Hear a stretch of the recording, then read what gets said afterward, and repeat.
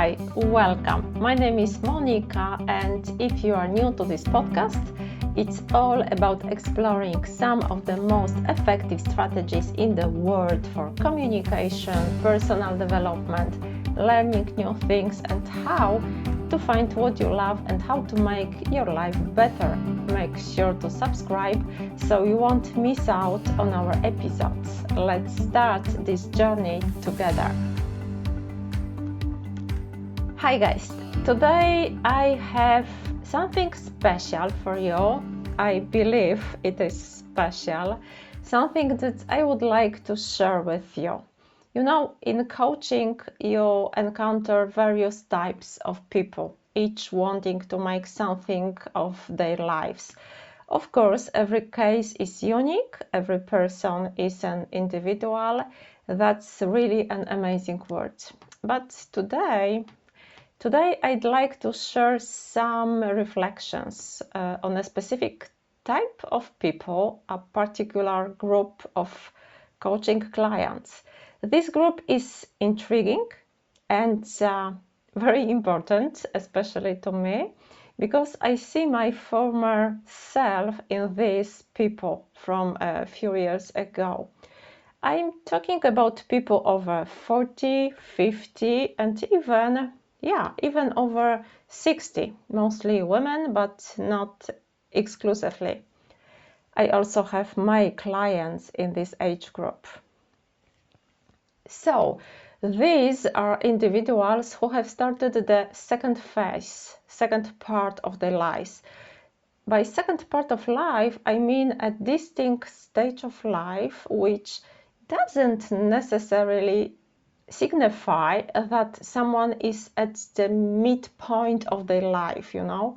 I'm going to explain it. In the first part of our lives, we tend to focus on things like education, future planning, career development, finding a good job, choosing a partner, building a family, purchasing a larger home to accommodate children, and striving to provide the best for the children, among other things. So to me, that defines the first part of our lives. So I'm talking about people who have done all these things, achieved a lot in their lives, secured a good professional position, and built a good family, sometimes even including grandchildren, okay? And then one day they suddenly realize their age and start asking themselves, is this all? Is this everything I have achieved? These individuals are very special to me. You might wonder why. Well, when they come to me as we begin our session, and I start, as I always do, by asking, what would you like to celebrate today, or what would you hope to achieve in this session? They often don't know what to say, and I can see they feel lost, maybe a little embarrassed, unsure of themselves. They usually recognize that they have a good life and a stable position and very often a supportive family, but still they don't feel that something, that sense of satisfaction. They are not entirely happy in life. Or maybe they are happy in the sense that they have good health, their children are doing well, they have a home, they have enough money to live comfortable, yet they still feel a void in their lives. Sometimes, sometimes they might even feel guilty when they compare themselves to others, friends, neighbors, or family members. They think they should be happy. They appear to be happy, so logically they should be happy, they should feel happy. That's why there is a sense of guilt, because despite everything, they are not truly content. They often find themselves asking, what's wrong with me? why do I feel this way? They still want to achieve something, but they don't know what it is. First and foremost, if you find yourself feeling similarly, if you are currently facing a similar situation, I invite you to recognize, observe, accept, and embrace this feeling without judgment. Simply observe yourself, because you are beginning one of the most challenging, intriguing, interesting, but challenging, wonderful, but challenging journeys of your life. Perhaps for the first time you have the opportunity to pause and reflect more deeply on yourself. Maybe now for the first time you have the time to focus solely on yourself. And perhaps for the first time you find yourself questioning, is this really it? Is this all that I can achieve and experience in my life? What could I and should I do to feel better in the future? Okay, I know I am fine, I am healthy, I am content with my life, but if I am asking these questions, it indicates that my life could be better. And you are right, because there is always room for improvement, more to enjoy, more ways to live better.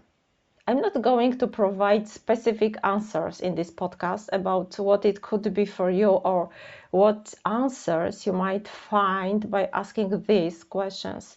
However, what I do want to emphasize with absolute certainty is that the search itself is worthwhile.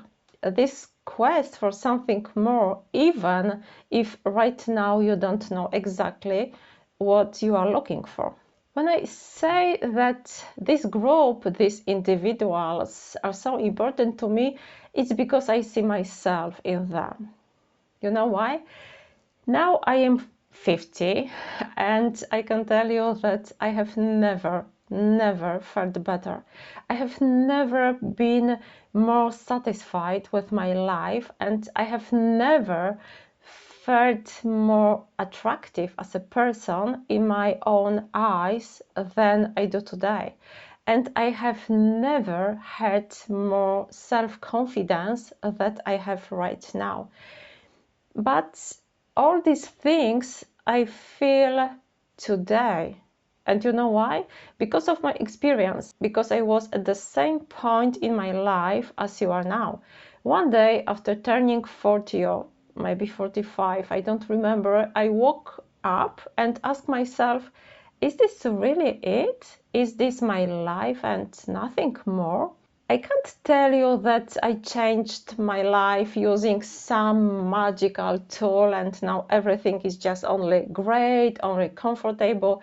Far from it. Since turning 40, I have changed so many aspects of both my personal and professional life that, yeah, my existence now is more dynamic, even crazy, or more crazy than ever. But despite this, for the first time, I am truly happy, Why? Because after turning 40, I began to question maybe not everything in my life, but a lot. I ask myself, is this all there is? Was this the life I dreamed of when I was 20 and I was able to kill for this? I realized that the life I was leading wasn't truly fulfilling. I wasn't happy because I had never attempted many things due to fear, family obligations, my husband, my kids, my work, my commitments, and a million other reasons. I felt that I would be unhappy if I didn't try those things, and I would regret not doing something maybe considered crazy for someone, but something that was truly for me. In this podcast, I want to share one piece of advice. Start thinking about yourself now Embrace yourself now and empower yourself now.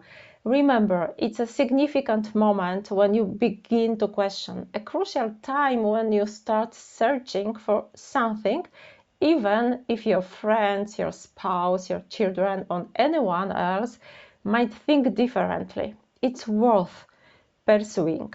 So please keep going, and if you feel the need to discuss this further, you are warmly invited to reach out to me.